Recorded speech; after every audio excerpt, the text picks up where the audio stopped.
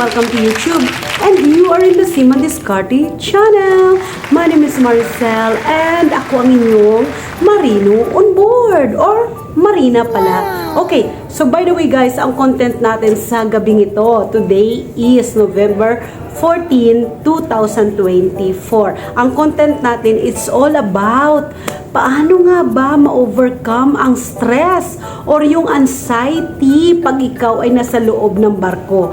At ano nga ba ang dapat nating gawin para matapos natin ang ating kontrata ng maayos at ligtas? Okay? So ano pang inaantay nyo? Kung hindi ka pa nakapag-subscribe, sundan mo na ang channel ko. Nang sa gayon, magaganahan ako lagi gumawa ng mga content na ganito. So by the way, proceed na tayo doon sa pinaka main na pag-usap natin sa gabi ito.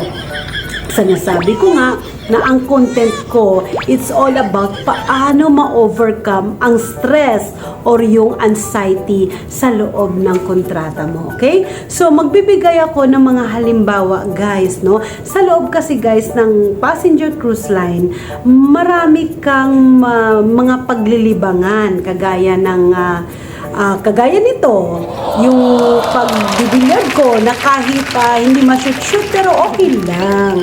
Para at least, nakakapaglibang ka. So, tingnan nyo guys tingnan nyo maigi.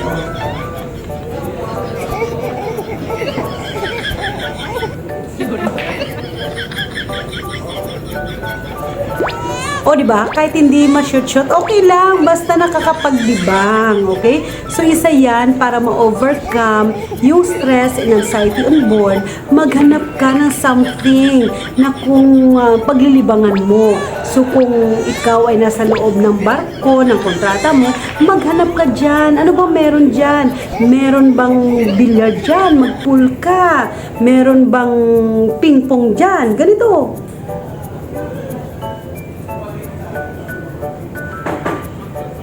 O diba? So, maghanap ka ng mga libangan na dapat mong pagkaabalahan para hindi ka malungkot or ma-overcome mo yung stress or yung anxiety sa barko. At hindi lang yan marami pa ang pwedeng paglibangan sa passenger cruise line. Meron din, may mga cruise ship din na may basketball court. Yes, ang taas ng barko may basketball court. At saka meron ding darts, meron ding mga crew club activities, may mga trivia, may mga crew disco, sumali ka doon. Pagtingin mo na hindi naman ikakasira ng pagkatao mo or ikakawala sa buhay mo. At yan ay para mag-enjoy ka, maglibang ka, ma-overcome mo yung anxiety or yung stress sa loob ng kontrata mo. Then go! Pag alam mo at tingin mo na hindi siya masama, then go! Okay? So, maraming paglilibangan sa loob ng barko. Buksan mo lang ang iyong mahiwagang mata. Okay? So, hindi lamang doon sa paglilibang sa pagkakasama sa mga barkada na puro ka, wala kang itatupag, kundi puro inom, sigarilyo, ibang usapan yun. Tabi-tabi pasintabi sa mga natatamaan. Ito po ay general. Wala po akong tinutukoy dito sa aking vlog. Okay? So, even sa cargoes, may mga activities din na ino-organize ang kanilang mga head of the department. Meron dyan mga cards, game, mga billiard din, mga darts din. So, ganun din kung ano ang sa passenger cruise line, ganun din yung sa cargoes. Hindi nga lang ganun karami at kasaya sa passenger cruise line compared to the cargo. But at least, kung ikaw ay nasa cargo, maghanap ka ng something, lalo na pag ang biyahe nyo is 4 days kayo at sea. Sa mga saang lugar, may mga ganong biyahe. Minsan, may mga 7 days at sea. O dati nga, ang past experience ko sa dati kong kumpanya, naranasan namin na 15 days at sea. So, hindi ba, maghanap ka ng something na malilibangan mo. Napaka-boring kaya ng buhay mo, napakalungkot kapag walang internet tapos wala kang mapaglilibangan. Maghanap ka ng mabuting kaibigan na magdadala sa'yo sa kabutihan, tapos maghanap ka ng malilibangan sa loob ng barko. Okay?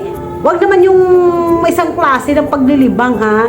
Yung may partner na tapos maghanap ka pa rin ng ibang libangan yon, ha? Ang tinutukoy ko na libangan is yung mga nakakabuti sa atin, yung mga nakakatulong sa atin para matulungan na tayo ma-overcome ang ating stress or yung anxiety. Di ba nung nagpidos tayo, tinuro yun sa atin na kung paano natin pangalagaan ang ating mental health.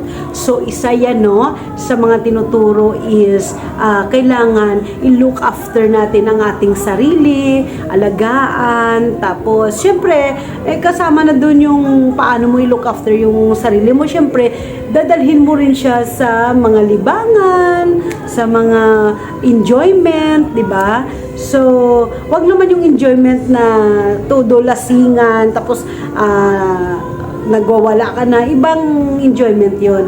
Ang ibig ko sabihin is, marami sa cruise line, sa passenger cruise line at saka sa cargoes na pwede niyong paglilibangan. Nandoon yung sinasabi ko, di ba? Yung billiard, yung ping pong, okay? Yung darts, yung ano pa ba, yung ito, alam nyo na to. Okay, hindi ko lang mabanggit-banggit.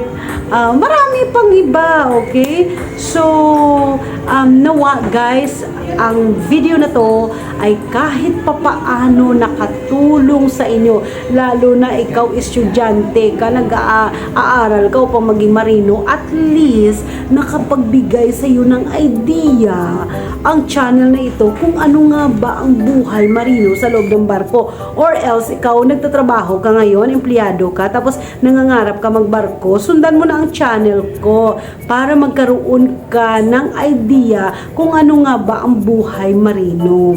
Dahil ako ay nasa loob na mismo ng barko at lahat ng mga sinasabi ko sa channel ko, this is a real life story. Okay? Totoo talagang nagaganap siya sa loob ng barko. Yun nga lang, hindi ko pwede lahat na talagang kukunan ko talaga ng video isa-isa kasi nga mayroon tayong batas or social media na sinusunod. Okay?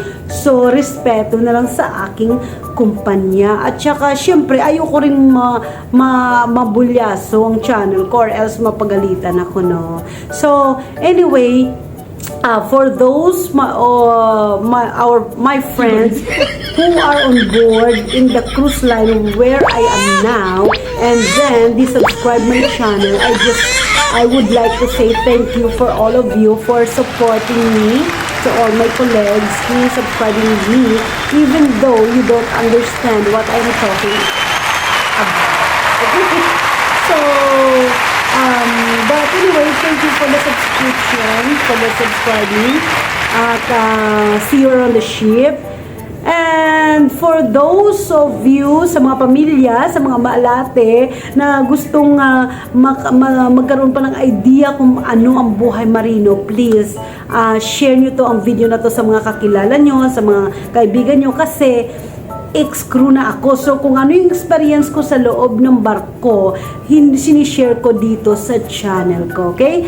At I'm sure na may matutunan kayong aral at values sa channel ko, okay? So, hindi lang puro seryoso. Minsan mayroon din tayong katatawanan. Okay, so anyway guys, palakpakan natin ang lahat ng mga marino sa buong mundo. Palakpakan natin. A round of applause. Okay? So once again, this is the Sima Discarded channel. My name is Maricel and I am signing off. Bye-bye! At kung ikaw ay nasa loob ng iyong kontrata at gusto mo nang give up, huwag kang gi-give up, kabaro. Okay? Magdasal ka lagi. Dahil ang sekretong ng lahat is ang Diyos lang tanging makakatulong sa atin. Okay? So, please don't forget to share, like, and subscribe to my YouTube channel, the Sima Discarded channel. Bye-bye! God bless you! Bon voyage!